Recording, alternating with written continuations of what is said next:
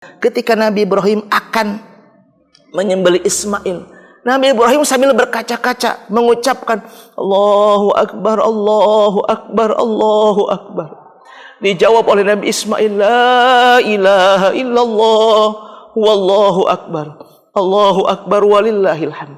Begitu tulusnya kedua orang saleh ini dalam menjalankan perintah yang Allah perintahkan.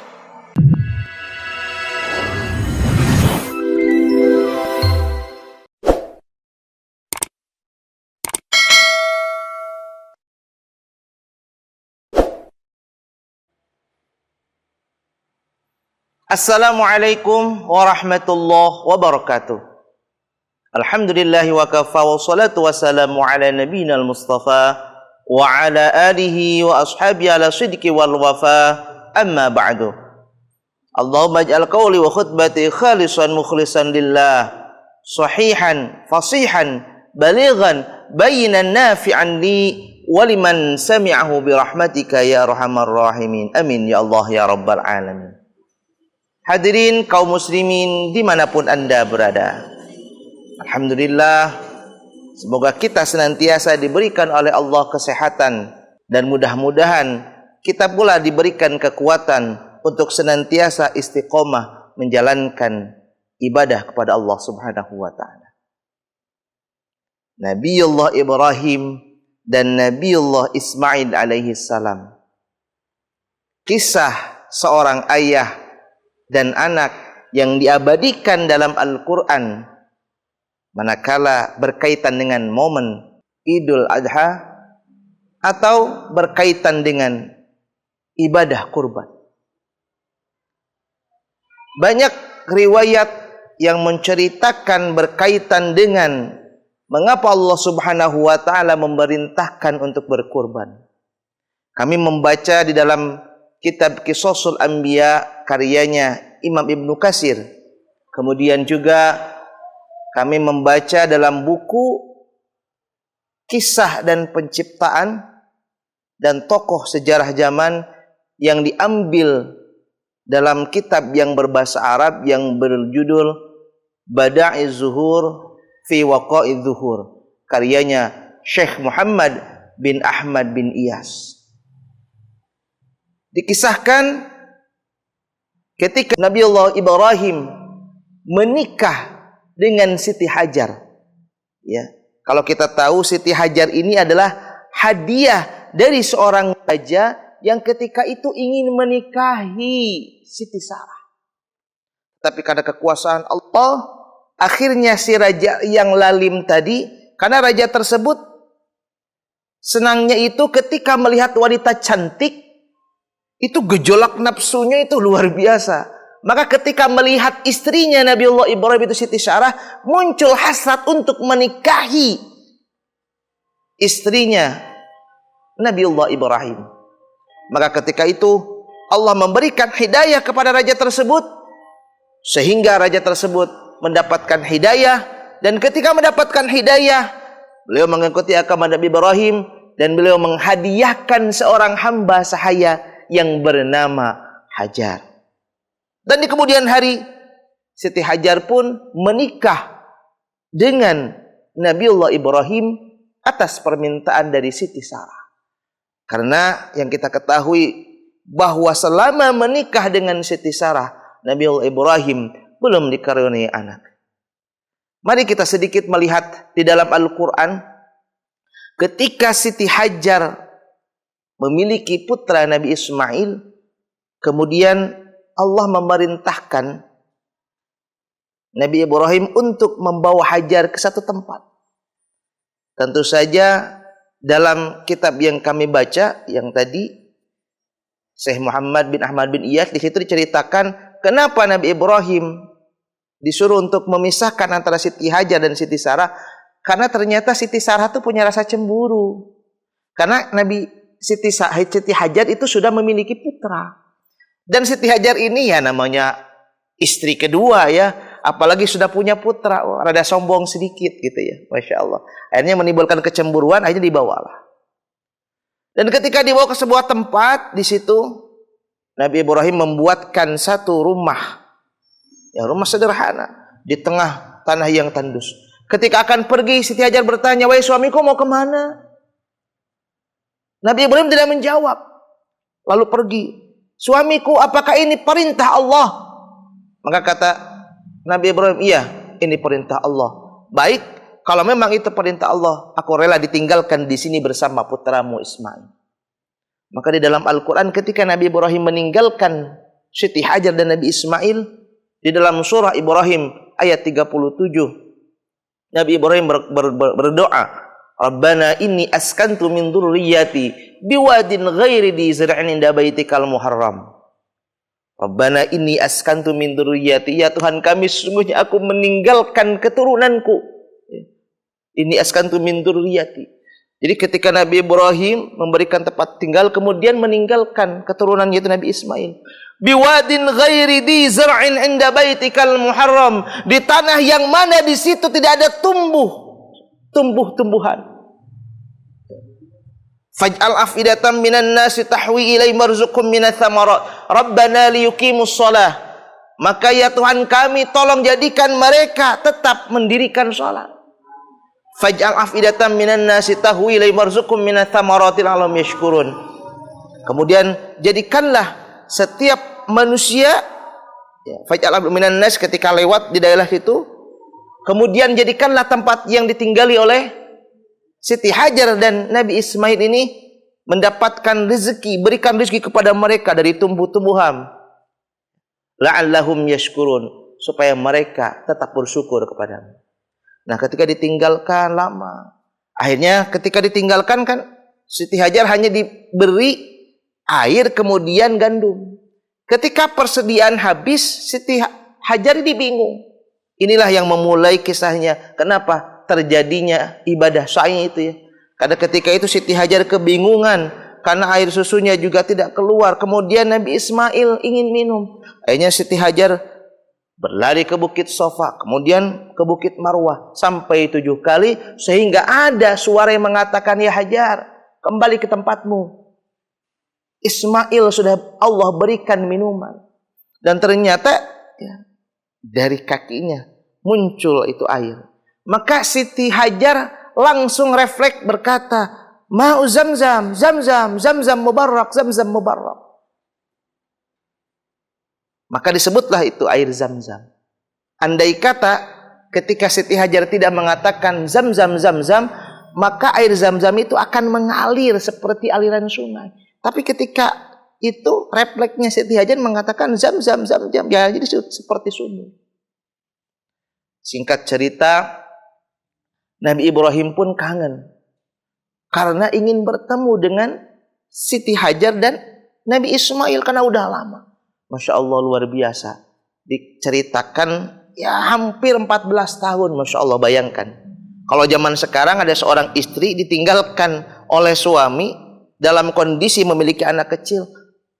Apa yang dikatakan mungkin oleh istrinya? "Nah, bapak kamu udah meninggal ya. Jangan ingat-ingat bapak kamu. Bapak kamu tuh orang jahat."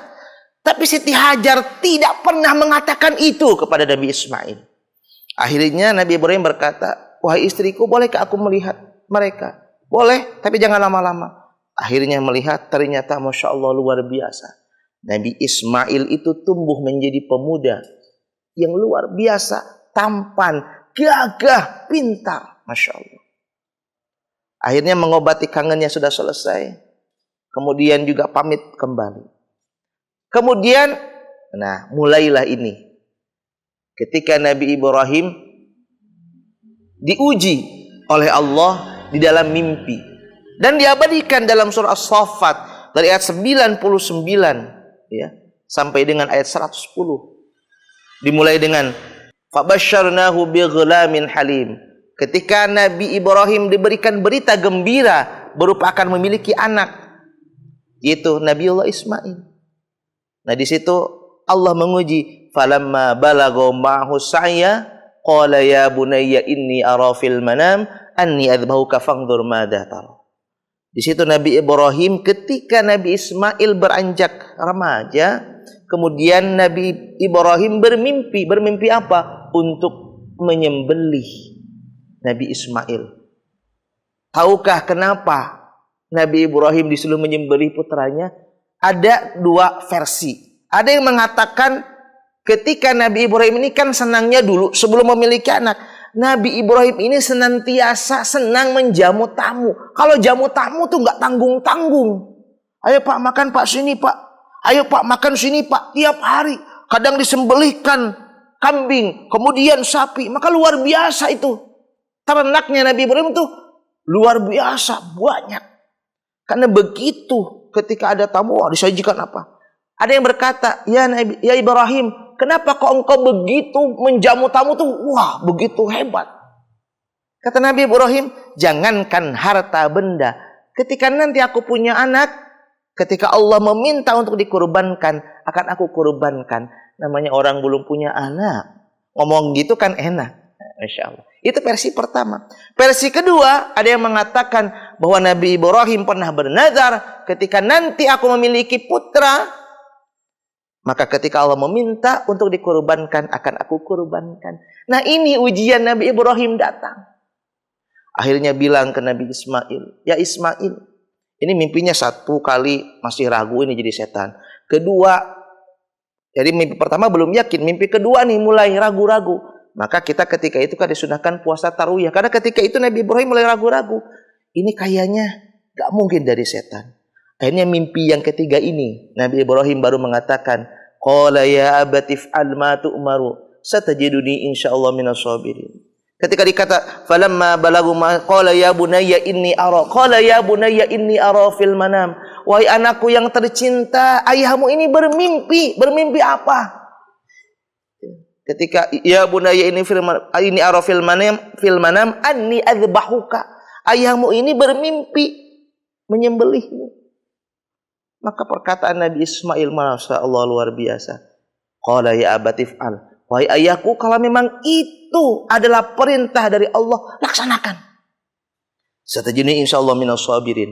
Maka insyaallah engkau akan menemukan aku termasuk orang-orang yang sabar. Di situ kembali lagi akhirnya Nabi Ismail dan Nabi Ibrahim pun pergi. Gak sampai di situ digoda oleh iblis berbentuk kakek-kakek datang ke Nabi Ismail. Ismail, kamu tahu mau diajak kemana? Tahu? Mau kemana? Ya ayahku mengajak untuk menyembelih ribas. Bohong ayahmu itu. Yang mau disembelih itu engkau. Kalau memang itu perintah Allah, maka aku rela untuk disembelih. Akhirnya iblis datang lagi, hanya dilempar tuh 7 kali oleh Nabi Ismail. Itu kan jumrah pertama. Kemudian goda Nabi Ibrahim, sama dilempari. Tidak mempan. Datang ke Siti Hajar, sama dilempari. Karena memang sudah yakin. Akhirnya pergi ke sebuah bukit. Nah ini terjadi satu drama, masya Allah. Dibaringkan Nabi Ismail dalam sebuah kisah. Nabi Ibrahim sudah membawa pisau. Ketika itu diikat kaki dan tangannya. Kata Nabi Ismail, ayah, jangan kau ikat tangan dan kakiku. Kalau engkau ikat, itu terkesannya aku ini dipaksa untuk melakukan ini. Kemudian dibuka oleh Nabi Ibrahim. Ayah, supaya engkau tidak kasihan, maka tolong mataku ditutup. Supaya aku tidak melihat wajahmu. Ditutup. Kemudian ketika pisau menuju lehernya Nabi Ismail. Luar biasa. Si pisau ini tidak mempan. Kemudian diasah lagi, tetap tidak mempan. Bahkan kata Nabi Ismail, tolong hujamkan kepada jantungku. Dihujam-hujamkan, tetap tidak bisa. Ya. Maka ada sebuah riwayat mengatakan malah pisau ini bisa bicara. Ya Ibrahim, aku tuh ada 2 perintah. Di sisi lain seorang kekasih Allah memerintahkan untuk memotong. Tapi di sisi lain Allah memerintahkan aku untuk tidak memotong. Maka aku bingung. Disitulah ya, ketika terjadi perkataan seperti itu, Nabi Ismail mengambil lagi, diasah lagi. Ayah, mungkin kita kurang ritual mungkin ya. Akhirnya di situ ada satu lafaz yang keluar dari Nabi Ibrahim dan Nabi Ismail, yang ketika kalau kita lebaran atau Idul Fitri atau Idul Adha, takbirannya Allahu Akbar, Allahu Akbar, Allahu Akbar, La ilaha illallah wallahu akbar. Allahu akbar walillahilhamd. Itu adalah ketika Nabi Ibrahim akan menyembelih Ismail. Nabi Ibrahim sambil berkaca-kaca mengucapkan Allahu akbar, Allahu akbar, Allahu akbar. Dijawab oleh Nabi Ismail, la ilaha illallah wallahu akbar. Allahu akbar walillahilhamd. Begitu tulusnya kedua orang saleh ini dalam menjalankan perintah yang Allah perintahkan. Maka ketika Nabi Ibrahim selesai mengucapkan itu, ternyata baru tersembelih.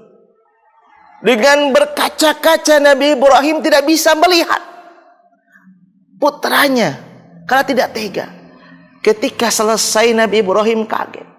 Ternyata yang disembelih itu bukan Ismail, tapi satu ekor ribas. Ya, kambing yang begitu besar.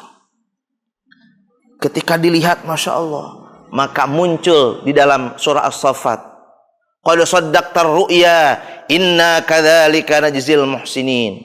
Ketika falamma aslama wa tallahu lil jabin wa nadainahu ayya Ibrahim, tiba-tiba muncul satu panggilan, ayya Ibrahim. Wahai Ibrahim, qad saddaqtar ru'ya inna kadzalika najzil muhsinin. Karena engkau telah membenarkan mimpi yang datang dariku. Qad saddaqtar ru'ya inna kadzalika najzil muhsinin. Itulah balasan bagi orang-orang yang berbuat baik. Wa fadainahu bidzibhin azim. Maka aku ganti, ya, Nabi Ibrahim itu dengan sembelihan yang besar, yaitu ghibas. Ternyata ghibas ini adalah dulu di bukit ini juga pernah terjadi persembahan. Persembahan siapa? Antara Qabil dan Habil, putranya Nabi Adam. Nah, ghibas ini adalah kurbannya dari Habil. Dalam riwayat selama 40 tahun berada di surga, 40 tahun di surga, kemudian dipersiapkan untuk kurbannya Nabiullah Ibrahim alaihissalam. Dan ketika itulah muncul kewajiban untuk ibadah kurban. Bukan kewajiban, ya, artinya kesunnahan ibadah kurban. Kenapa? Karena ketika itu ingin menunjukkan kepada umat muslim bahwa apa yang kita punya, harta yang kita punya, ya harus kita korbankan. Harus kita korbankan. Untuk apa? Untuk agama Allah. Untuk menghilangkan rasa kecintaan kita terhadap dunia. Maka mudah-mudahan dengan tadi peristiwa keikhlasan Nabi Ibrahim dan Nabi Ismail bisa menjadi pelajaran buat kita bahwa ibadah kurban ini terutama orang-orang yang mampu, wahai orang kaya, ya. Ketika ada ditagih tiap tahunnya wajar karena Anda memiliki harta yang harus dikorbankan untuk agama Allah dan disedekahkan untuk fakir miskin yang membutuhkan. Mudah-mudahan dari kisah ini kita bisa mengambil pembelajaran bahwa turunnya perintah kurban ini semata-mata untuk mengingatkan kepada kita bahwa pengorbanan harta, jiwa, raga ini untuk Allah semata pasti akan dibalas dengan balasan yang luar biasa. Terima kasih. Ihdinas siratal mustaqim wal afu minkum. Wassalamualaikum warahmatullahi wabarakatuh.